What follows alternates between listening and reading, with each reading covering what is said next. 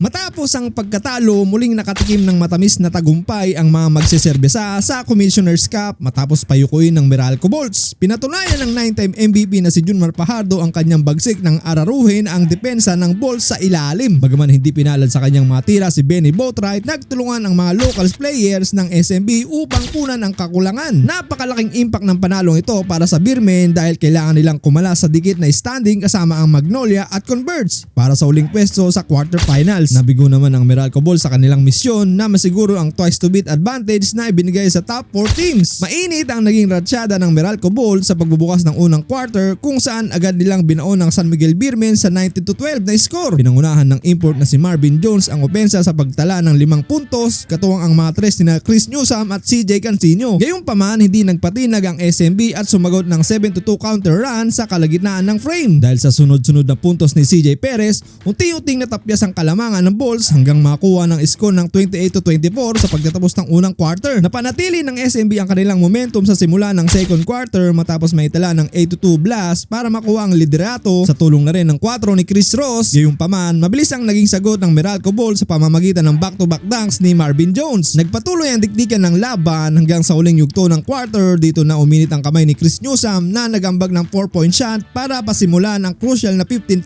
run ng Bolts. Sa kabila ng mga huling puntos ng San Miguel, tinapos ng Meralco ang unang kalahati ng laro na may 7 puntos na abante, 55-48. Uminit ang laro ni Junmar Fajardo sa pagpasok ng ikatlong yugto matapos nitong sunod-sunod na atakihin ang depensa ni Marvin Jones sa ilalim. Humataw ang The Kraken ng 6 na dikit na puntos na nagpasiklab ng 10-0 run ng magseserbesa. Habang pinalamig ng SMB ang opensa ng Meralco, isang matinding slam dunk pa ang ipinamala sa transition play. Sa pagtatapos ng quarter, bit-bit ni Fajardo ang 16 points para itatag ang 77-73 na kalamangan ng Beermen. Sa uling bahagi ng bakbakan, naging sandigan ng San Miguel ang kanilang mga lokal na pambato. Ang matinding run na pinangunahan ng tres ni Don Trollano ang nagsilbing pako sa kabaong ng Meralco Bolts. Habang hirap na makapuntos ang import na si Boatwright, hindi naman nagpaawat ang ibang miyembro ng Beermen. Naging mapait na pagkatalo ito para sa Bolts, lalo na sa pagkawala ni Cliff Hodge sa crucial na minuto, habang matamis na tagumpay naman ang naiuwi ng San Miguel.